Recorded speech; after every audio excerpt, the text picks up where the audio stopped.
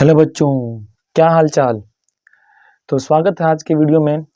और आज का वीडियो बहुत ही खास होने वाला है क्योंकि आज हमारा टॉपिक रहेगा कक्षा 10वीं के विज्ञान के वे महत्वपूर्ण डायग्राम्स या फिगर्स जो कि परीक्षा की दृष्टि से बहुत ही महत्वपूर्ण होने वाले हैं।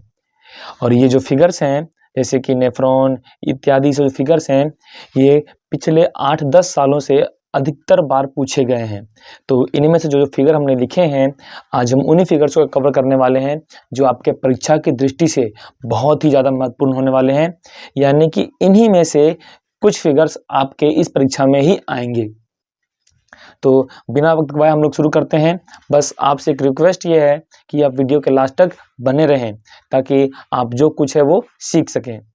तो चलिए बिना वक्त गवाए शुरू करते हैं। और आज के हमारे टॉपिक्स में रहेंगे नेफ्रॉन, पुष्प, एकलजीवी प्रजनन, मस्तिष्क या प्रकाश संश्लेषण के दौरान यदि हमें दिखाना हो क्लोरोफिल की आवश्यकता होती है तो इसे कैसे दिखाएं, मानव श्वसन तंत्र, मानव पाचन तंत्र, मानव हृदय।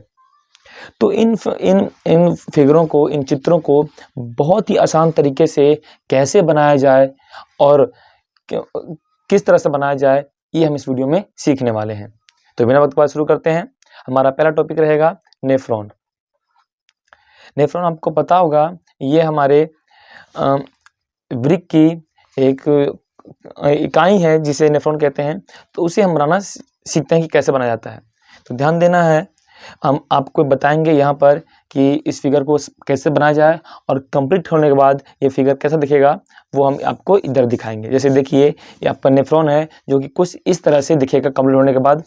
तो इस फिगर को आप कैसे कैसे बनाएंगे, उसके स्टेप्स क्या क्या होने वाले हैं ये हम आपको सिखाते हैं। तो शुरू करते हैं। सबसे पहले आपको ये 2 लाइन खींचनी है और ये 2 लाइन और कुछ नहीं बल्कि हमारी संग्राहक नली होने वाली है जिसे हम 2 लाइन खींचेंगे और कुछ इस तरह से पेड़ के तने की तरह बना देंगे और ये बनकर तैयार है आपकी संग्राहक नली। उसके बाद इधर हम बनाएंगे बोमन संपुट का हिस्सा कुछ इस तरह से। ये मैं बहुत जल्दी में बना रहा हूँ ताकि वीडियो लंबा ना हो। आप इसे आराम आराम से बना सकते हैं ताकि आपका फिगर बहुत ही साफ और सुंदर बने। ये हमारा बोमन संपुट है जिसके पीछे से जो हमारी चाप नली है वो निकलेंगी। और इसे क्या करना, आपको एक लाइन निकालिए और इसे आप जितना घुमा सकते हैं उसको घुमाते हुए लेके आना है नीचे और इसे यू के आकार देते हुए इसे ऊपर ले जाकर संग्राहक नली से मिला देना है। ये और ये क्या, संग्राहक नली में। अब क्या करना है, आपको इसी नली को डबल कर देना है, अर्थात कुछ इस तरह से। देखिए जरा, जहां जहां आप इसको लेके गए हैं बस आप उसको क्या कीजिए, सिर्फ डबल कर दीजिए। ये आपको बहुत ही ध्यान से बनाना है। और आप जब भी फिगर बनाएं तो ध्यान रखें कि सिर्फ पेंसिल का ही प्रयोग करें, किसी अन्य सामग्री का प्रयोग न करें ताकि कोई गलती हो तो उसे आप तुरंत साफ कर सकें। तो ये बन गया आपका। अब क्या करना है, आपका जो सिरा है वो कुछ इधर से निकलेगा और इसको इधर से मिलाते हुए ला के आपको इधर नीचे की ओर मिला देना है और ये यहाँ से ब्लू सिरा शुरू होके इधर रह जाएगा। अब इसको भी क्या करना, आपको डबल कर देना है। ये देखिए हमने लाया और यहाँ से मिला दिया। और उसके बाद जो भी डिजाइन आपको यहाँ दिख रहे हैं ये कुछ इस तरह से है, इसको आप मिला दीजिए इसे।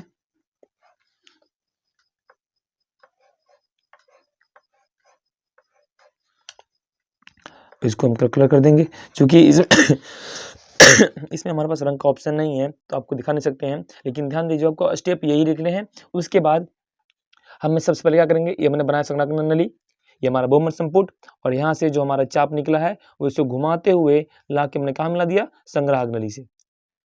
उसके बाद बोमन संपुट के अगले हिस्से से 2 सिराएं निकलेगी, जो एक जाएगी दूसरे हिस्से में और एक जाएगी नीचे के हिस्से में और इसे लाकर हम यहाँ से खत्म कर देंगे। उसके बाद इन दोनों की चीज़ों को मिला के यहाँ से खत्म कर देंगे। और सबसे जरूरी चीज़ इनका नामांकन, क्योंकि ये हमारा संग्राहक नली है और ये जो कुंडलियाँ हैं ये हमारी सम्मिलित नलिका है और जो ये चाप दिख रहा है, एक नीचे की ओर आती हुई और एक ऊपर की ओर उठती हुई। तो जो नीचे आ रही है उसे बोलते हैं अवरोही चाप और जो ऊपर उठ रही है उसे अधिरोही चाप। और जो यू आकार का ये शेप है इसे बोलते हैं हेनले का चाप।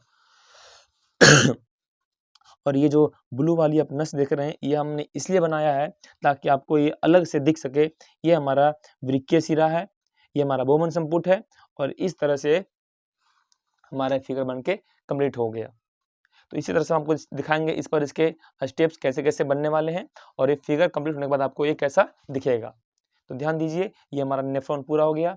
अब जब भी ये परीक्षा में सवाल आता है तो आपको इसके कार्य के साथ साथ इस चित्र को बना देना है, जिससे आपके मार्क्स बढ़ने की संभावना बहुत अधिक बढ़ जाती है।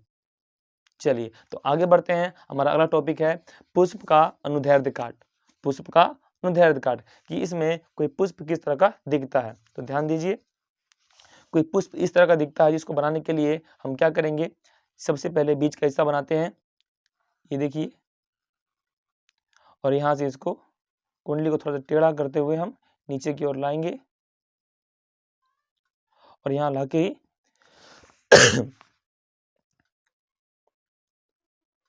ये हमारा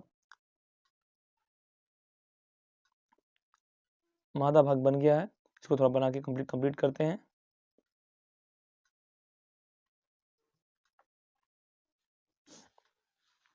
अब यहाँ से हम कुछ फूल के कुछ हिस्से बनाएंगे। ध्यान दीजिए, ये हम बहुत जल्दी में बना रहे हैं। आपको आराम आराम से पेंसिल की हेल्प से ही फिगर को बनाना है, कुछ इस तरह से। और आप 2 की जगह 3 भी कर सकते हैं।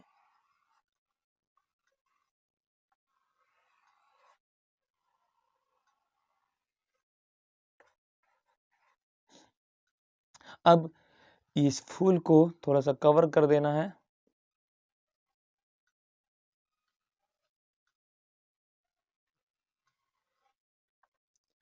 और ये हमारा फूल का निचले का हिस्सा जहाँ पे पत्तियां लगी हुई रहेंगी।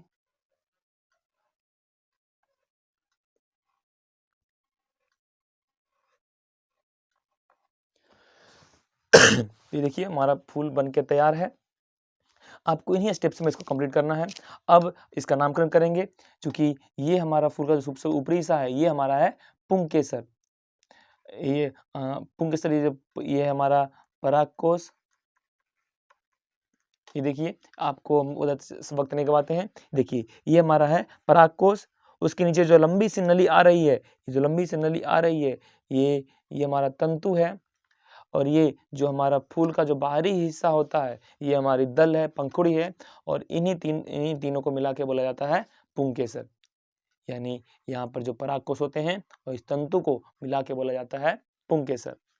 अब इसके देखते हैं दूसरे तरफ, जहाँ पे ये वर्तिकाग्र है और उसके नीचे वाला हिस्सा वर्तिका है। और सबसे आखिर में यहाँ पर जो बाह्य दल के ऊपर स्थित होता है अंडाशय सबसे भीतरी भाग में, और इन तीनों को मिलाकर बोला जाता है इस तरीके से। तो अगर आपकी परीक्षा में आता है किसी पुष्प के स्त्री भाग या पुंकेसर भाग को चित्र सहित दर्शाएं, तो आपको वहां पर ये चित्र बना देना है और आसानी से इसके नाम जरूर लिख देने हैं। ये देखिए, किसी भी पुष्प के अनुदैर्ध्य काट में कुछ इस तरह का पिक्चर बनता है। इसको हमने आपके यहाँ पर स्टेप दिखाएं और ये फिगर कुछ बन के तैयार है इस तरह से। चलिए आगे बढ़ते हैं। हमारा अगला टॉपिक है पुष्प में निषेचन, कि पुष्प में निषेचन कैसे होता है। आगे बढ़ते हैं। ध्यान दीजिएगा कि ये जो पुष्प है, जैसे मान लीजिए ये पुष्प है और ये हमारा उसका अंडाशय है।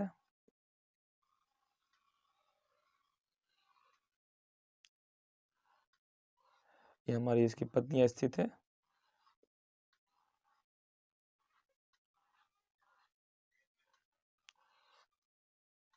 आपको हम दिखा रहे हैं इसमें बहुत जल्दी में कि इसके आसान स्टेप्स क्या होने वाले हैं और कैसे कैसे आपको ये बनाने होते हैं। तो ध्यान दीजिएगा, ये जो हमारा पुंकेसर होता है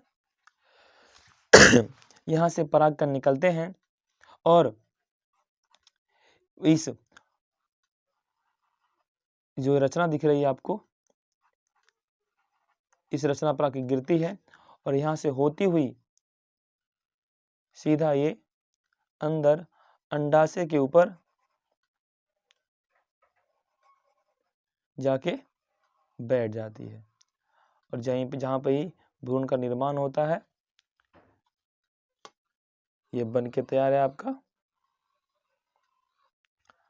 पौधों में निषेचन की प्रक्रिया किस तरह संपन्न होती है, तो ध्यान दीजिएगा। ये देखिए, ये हमारे परागकण है। परागकण कुछ तरह यहाँ पे आते हैं और यहाँ से होते हुए, वर्तिका से होते हुए ये अंडाशय में प्रवेश करते हैं और जाके यहाँ पर मादा युग्मक से मिलते हैं, जहाँ पर निषेचन की प्रक्रिया संपन्न होती है। तो ये फिगर था पुष्प में निषेचन, और जो कि परीक्षा की दृष्टि से बहुत ज़्यादा जरूरी है।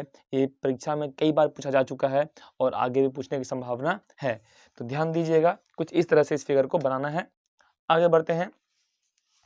अगला है एकल जीव प्रजनन। एकल जीव प्रजनन की अगर कोई जीव अकेला है, चाहे वो पुरुष हो चाहे स्त्री हो, तो वो एक अकेले जीव से नए संतति किस प्रकार उत्पन्न करता है, इसमें हम बताने वाले हैं। तो इसमें कुछ 5 जीव का हमने उदाहरण लिया है। जैसे पहला है अमीबा, दूसरा है ईस्ट, तीसरा हाइड्रा, फिर स्पाइरो वगैरह, लास्ट में हमारा प्लेनेरिया। तो सबसे पहले बनाते हैं अमीबा में द्विविखंडन। पहला क्या, अमीबा में द्विविखंडन। ध्यान दीजिएगा, अमीबा बनाने के लिए आपको करना क्या है, अपने पेंसिल को लेना है और हल्के हाथों से टेढ़ी मेढ़ी लाइन खींचनी है। टेढ़ी मेढ़ी लाइन सीधी ना हो, ध्यान दीजिएगा आप। और ये बन के तैयार है हमारा अमीबा। सिर्फ इस लाइन को क्या करेंगे, थोड़ा सा दोहरा देंगे और ये आपका अमीबा बन के तैयार है। और अमीबा के ये हमारे केंद्रक रहेंगे। अब इसका अगला स्टेप रहेगा कि ये इसका केंद्रक थोड़ा सा बड़ा होगा विभाजन होने के लिए।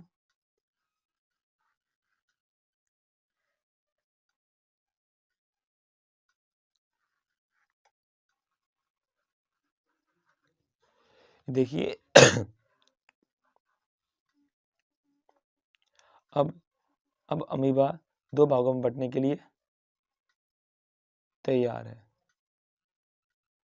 बस ध्यान दीजिए, आपको टेढ़ी मेढ़ी हल्के हाथों से टेढ़ी मेढ़ी लाइन खींचनी है और उसको थोड़ा सा डबल कर देना है।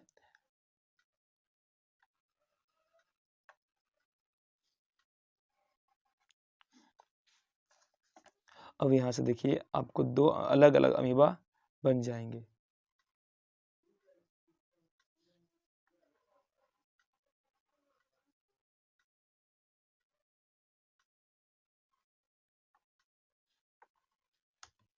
ये देखिए, तो इस तरह से हम ये है एकल जीव प्रजनन के उदाहरण, जिसमें अमीबा में द्विविखंडन है कि एक अमीबा था जिसका केंद्रक में द्विविखंडन हुआ और इस तरह से 2 नए संतति उत्पन्न हो गए।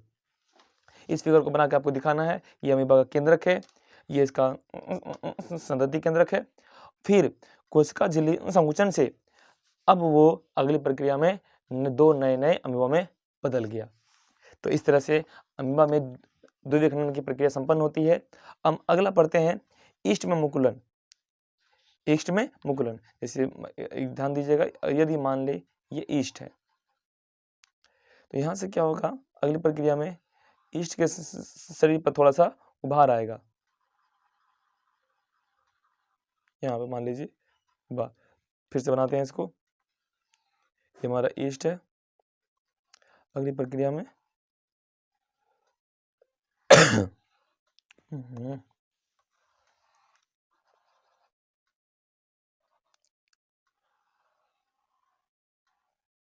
ये देखिए, बहुत बढ़िया। आगे बढ़ते हैं। ये हमारा ईस्ट है और ईस्ट के शरीर पर एक थोड़ा सा मुकुल आया है और ये मुकुल अब धीरे धीरे विकसित होकर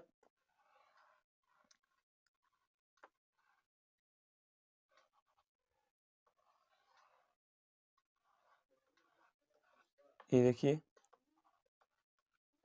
कि जो ईस्ट था, ईस्ट के शरीर पर थोड़ा सा उभार आया, एक नया मुकुल बना और इस तरह से कई मुकुल बन गए जो आगे चलकर नए ईस्ट में बदलते हैं।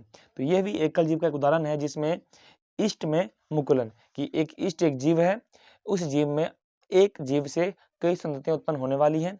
ये रहा ईस्ट, इसके शरीर पर मुकुल आया और मुकुल का विकास हुआ और ये मुकुल की लड़ियां लग गई अब अगले स्टेप में ये इसमें कई सारे ईस्ट बन जाएंगे। ये देखिए, ये ईस्ट ये हमारा विकसित होता हुआ मुकुल है, यहाँ पे नया मुकुल आया और ये मुकुलों की लड़ियाँ लग चुकी हैं और आगे ये नए मुकुल में बदल जाएंगे। अगला उदाहरण रहेगा हमारा हाइड्रा में मुकुलन। तो ध्यान देखिए, हाइड्रा आपको किस तरह से बनाना है। ये देखिए, उसके लिए करना कुछ नहीं है, आपको हल्के हाथों से एक लाइन खींचनी है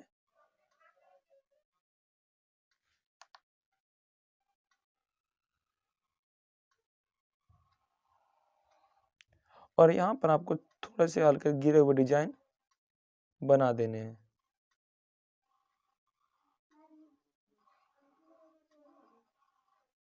ये देखिए, ये आपका हाइड्रा है और इसमें दिखाएंगे कि हमारा एक यहाँ पे उभार आया है। अब ये उभार धीरे धीरे विकसित होता हुआ दो नए हाइड्रा में बदल गया है। देखिए, ये जो उभार है आपको यहाँ दिख रहा होगा, ये उभार थोड़ा सा बड़ा हुआ, यहाँ थोड़ा और विकसित हुआ और अंत में आके ये दो हाइड्रा बन चुके हैं, जो जिसमें एक हमारा जनक हाइड्रा है और एक हमारा संतति हाइड्रा है। ये भी एकल जीव प्रजनन का ही उदाहरण है। तो ध्यान दें, जब भी आपके परीक्षा में पूछा जाए एकल जीव प्रजनन तो उसमें कई उदाहरण होते हैं। ये पांचों उदाहरण आपको नहीं लिखने हैं, इनमें से कोई एक जो आपको आसान लगता हो उसको लिख के आप आसानी से नंबर पा सकते हैं। इसमें 5 कौन कौन थे, ध्यान दीजिएगा। पहला था अमीबा में द्विविखंडन, ईस्ट में मुकुलन, हाइड्रा में मुकुलन, अब है स्पायरोगारा, इसके बाद आएगा प्लनेरिया। अब देखिए स्पायरोगारा ये तो बहुत ही आसान है। इसमें क्या करना, आपको सिंपल एक सीधी लाइन खींचनी है, एक और सीधी लाइन खींचनी है, एक इसी तरह से एक और लाइन खींचनी है इस तरफ भी। अब आपको हल्के हाथों से डिजाइन बनाते हुए ऐसे करते हुए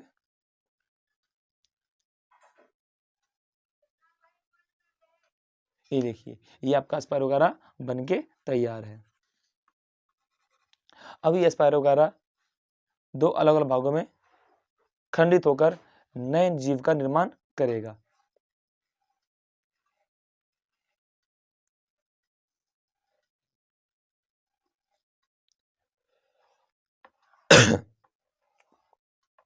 देखिए कितना आसान है इसे बनाना।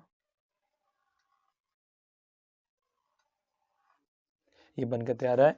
एक स्पायरोगारा में अपखंडन, ये इसका स्पायरोगारा केंद्रक है, इसका सेप्टा है और इसका सर्पिल हरितलवक है, जो अपखंडित होकर दो नए नए स्पायरोगारा में बदल चुका है। आगे बढ़ते हैं, हमारा अगला है प्लेनेरिया में पुनर्जनन। ध्यान दिए, आपने नाम सुना होगा प्लेनेरिया का, जिसको बनाना बहुत ही आसान है।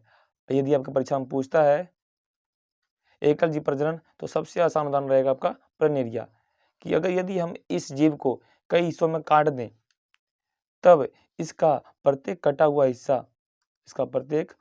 हिस्सा एक नए जीव का निर्माण करता है।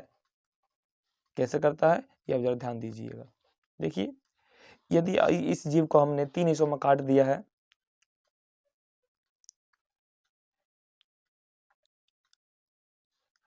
ये इसके 3 हिस्से हैं।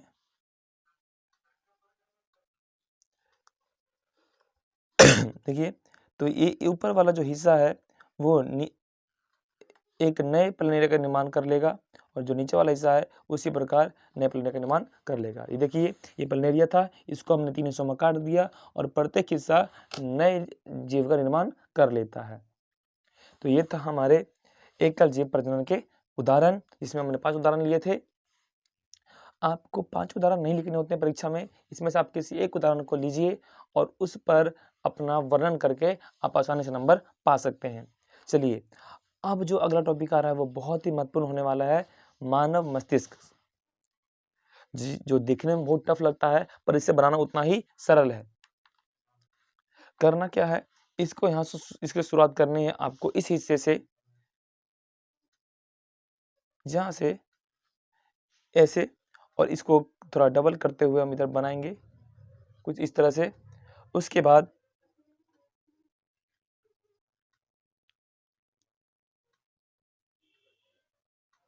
और यहाँ से इस फिगर को बहुत ही आसानी से आप कंप्लीट कर सकते हैं।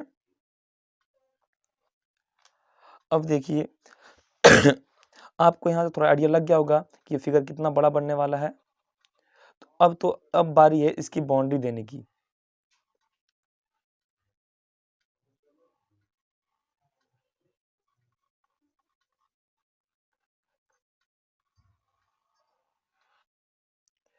अब यहाँ से कुछ इस तरह से आप शुरुआत करेंगे इसकी।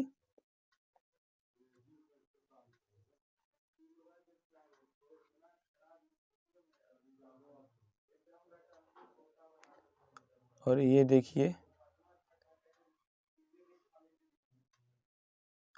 और इस तरह से आप गोल लाके इसको मानव मस्तिष्क के निचले हिस्से में लाके आप मिला दीजिएगा। अब इस लाइन को आपको थोड़ा सा और डबल कर देना है।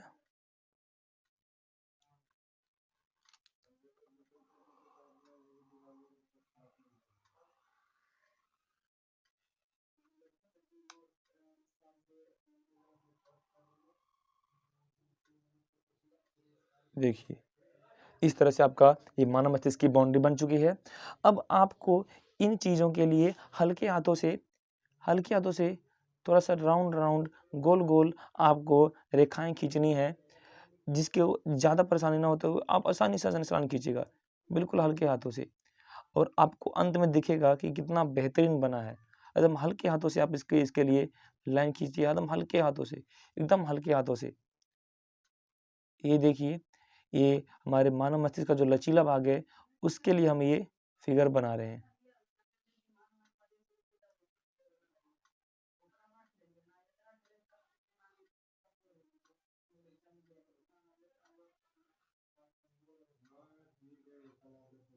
ये देखिए,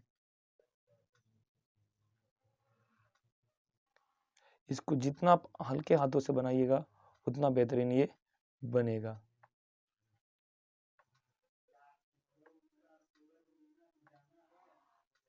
और इस तरह से देखिए आपका ये बहुत ही, चूंकि हमने जल्दी में बनाया है, ध्यान दीजिएगा, ये आपका लगभग बन के तैयार है। लेकिन आप अगर इसको आराम से बनाएंगे, 2 मिनट का समय देंगे, तो आपको ये कुछ इस तरह से दिखेगा। अब इस मस्तिष्क को बना के सबसे ज़रूरी बात है इसका मानांकन। तो शुरुआत करेंगे, जो निचला हिस्सा है मेरुरज्जु है, ये हमारा मध्य मस्तिष्क है, ये हमारी कपाल खोपड़ी है जो इसको सेफ रखती है, इस हिस्से को प्रमस्तिष्क कहते हैं। ये हमारा सल्कस है, ये गायरस है, और ये मस्तिष्क का अगला हिस्सा है जिसे हम लोग अग्र मस्तिष्क के नाम से जानते हैं। और ये हिस्सा हमारा हाइपोथैलेमस है, और ये पीयूष ग्रंथि है जहाँ से हमारे शरीर के हार्मोन कंट्रोल होते हैं। और ये सबसे निचला हिस्सा जो हमारा पश्च मस्तिष्क है, जहाँ पांस, मेडुला और अनुमस्तिष्क स्थित होते हैं। और ये बनकर तैयार आपका मानव मस्तिष्क। आप चाहें तो वीडियो रोक के इसका स्क्रीनशॉट ले सकते हैं और घर में एक बार 2 बार प्रैक्टिस कीजिएगा तो आपको आसानी से बना सकते हैं इसको। चलिए आगे बढ़ते हैं। अगला टॉपिक है हमारा प्रकाश संश्लेषण के दौरान क्लोरोफिल की आवश्यकता। चूंकि ये फिगर बहुत आसान है इसलिए हम इसे इस बार नहीं बनाएंगे। इसमें करना क्या है, आपको एक पत्ता बनाना है।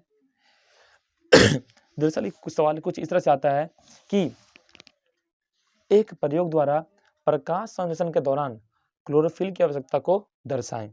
तो हमने क्या करेंगे, हमने एक किसी पेड़ का हरा पत्ता लिया, इसको हमने एल्कोहल के घोल में उबाल दिया। उबालने के बाद उस पत्ते पर आयोडीन की कुछ बूंदें डाली और वो पत्ते नीले रंग में बदल गया। इससे यह सिद्ध होता है कि प्रकाश संश्लेषण के दौरान हमें क्लोरोफिल की आवश्यकता होती है। ये फिगर बहुत ही आसान है, लेकिन ये जो सवाल है ये बहुत ही महत्वपूर्ण होने वाला है, क्योंकि ये विगत वर्षों में कई परीक्षाओं में पूछ चुका है। अब आगे बढ़ते हैं। आगे हमारा एक और महत्वपूर्ण है मानव श्वसन तंत्र। मानव श्वसन तंत्र,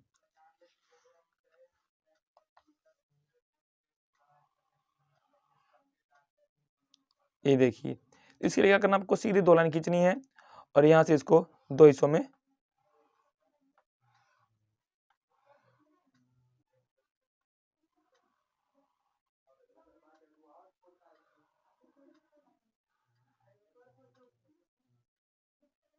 ये देखिए, ये हमारे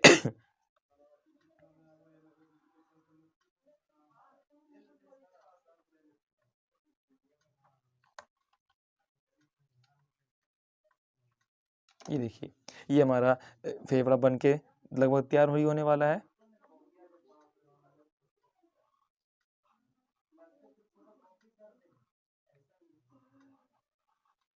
ये देखिए, ये हमारा फेफड़ा बनकर तैयार है। अब हम बनाएंगे उपास्थि के वलय।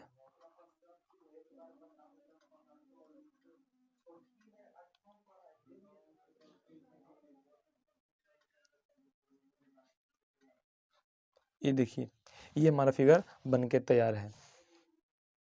ये हमारा श्वसन तंत्र है, जिसमें ये देखिए 2 हिस्से फुफ्फुस के हैं। ये 2 हिस्से हमारे फुफ्फुस के हो गए।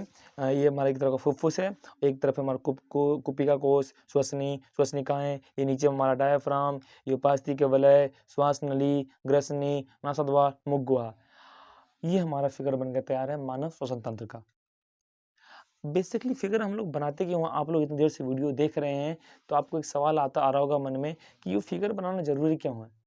या फिगर अगर अच्छा ना बने तो क्या होगा?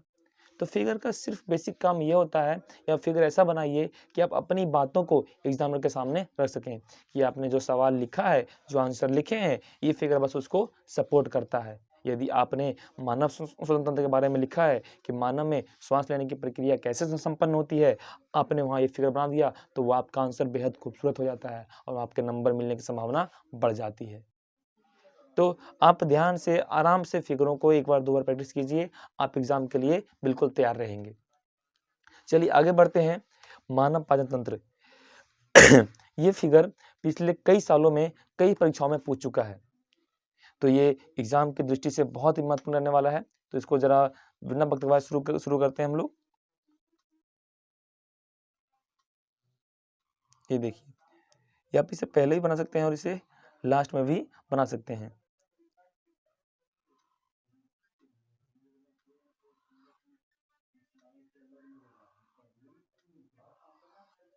ये देखिए, आपको ये देखिए सिंपल, बहुत ही हल्के हाथों से ये हमारी ग्लास नली जो नीचे की ओर आ रही है।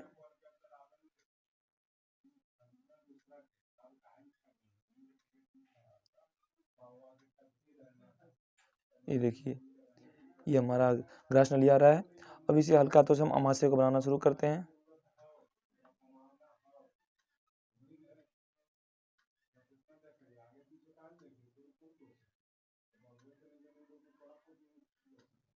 ये देखिए, ये हमारा क्षुद्रांत है, जिसको बनाने के लिए आप थोड़ी टेढ़ी मढ़ी लाइनें खींच सकते हैं।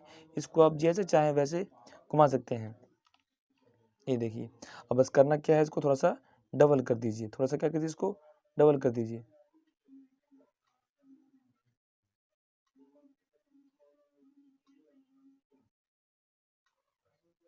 ये देखिए,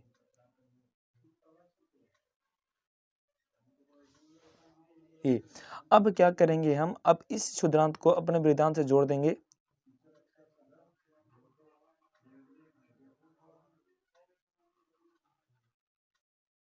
ये देखिए,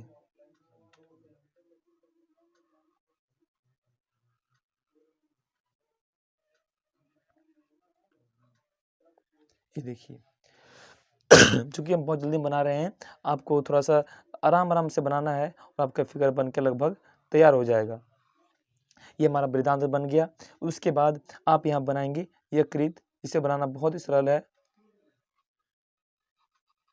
और यहाँ पे हमारा बन जाएगा अग्नाशय, इसके महाशय के निचले हिस्से में।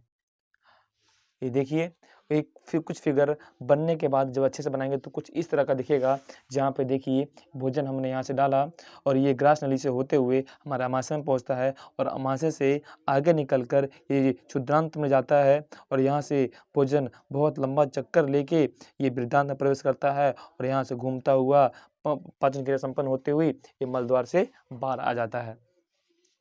अब क्या करेंगे, इसका नामांकन करेंगे।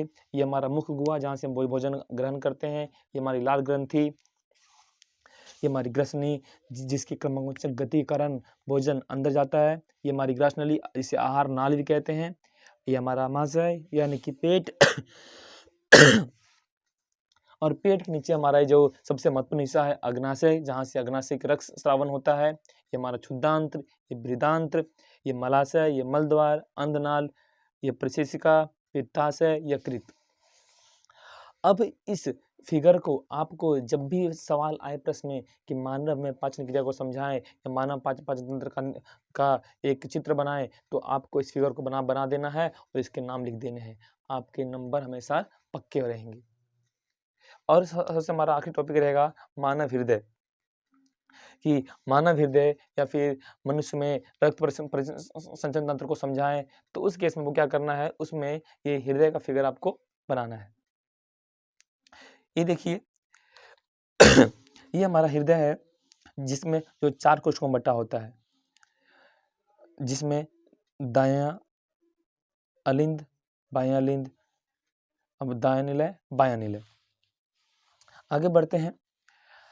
सबसे पहले क्या होता है कि शरीर के ऊपर भाग से और निचले भाग से विशुद्ध रक्त दाएं हृदय में प्रवेश करता है, वहां से जाता है दाएं निलय में, और उसके बाद यहाँ से होते हुए ये चला जाता है फुफ्फुस में, और फुफ्फुस से रक्त शुद्ध होकर वापस बाएं अलिंद में आता है, और बाएं अलिंद से बाएं निलय में, जिसे हृदय पुश करके धकेल करके पूरे शरीर में भेज देता है।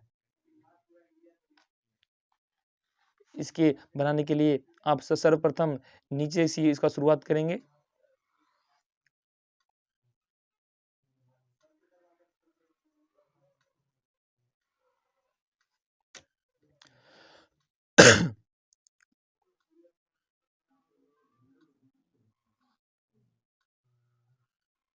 ये देखिए, ये कुछ इस तरह से बनाना है इसको।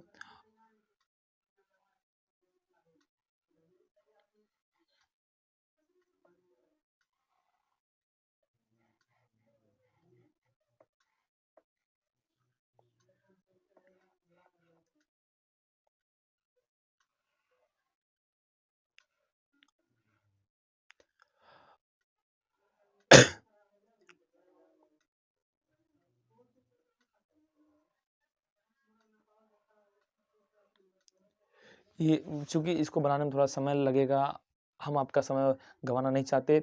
आप इसका स्क्रीनशॉट ले लें और आप घर में ही प्रैक्टिस करें। जहाँ देखिए, आपको सर्वप्रथम इस बाहरी बाउंड्री को बनाना है, उसके बाद इसे बनाना है, और उस तरह से एक-एक करके आप बाहर से ही सभी को एक-एक करके लाइन बाय लाइन हल करते हुए चलेंगे, बनाते हुए चलेंगे, तो आपको परेशानी नहीं होगी। आप चाहें तो ये वीडियो को रोक करके कुछ देर इसका फ़ोटो ले लीजिए और घर में ही अपने से प्रैक्टिस कीजिए। हमने आज कुछ महत्वपूर्ण टॉपिक्स पढ़े हैं, जिसमें था नेफ्रॉन, पुष्पकंधर काट, पुष्प में निषेचन, एककलजीय प्रजनन, मस्तिष्क, मानव प्रकाश संश्लेषण के दौरान क्लोरोफिल की आवश्यकता को दर्शाने के लिए प्रयोग, मानव श्वसन तंत्र, पाचन तंत्र और हृदय। ये जो फिगर्स हैं, ये जो टॉपिक्स हैं, ये पिछले 8-10 सालों में कई बार पूछे जा चुके हैं, और संभावना है कि इस बार परीक्षा में भी पूछे जाएं। इसलिए आप इनको 1 या 2 बार प्रैक्टिस अवश्य कर लें। तो आज के लिए इतना ही। मिलते हैं अगले वीडियो में। अगर आपको इसमें कुछ त्रुटि लगती है या आपको कुछ फिगर मिस हो गए हैं, आपको लगता है कि वो फिगर कंप्लीट किया जाए, तो आप कमेंट कर सकते हैं, हम उस पर नेक्स्ट वीडियो अवश्य बनाएंगे। तब तक के लिए आप अपना कॉपी किताब निकालिए और घर में प्रैक्टिस कीजिए। मिलते हैं अगली वीडियो में, तब तक के लिए जय हिंद, जय भारत।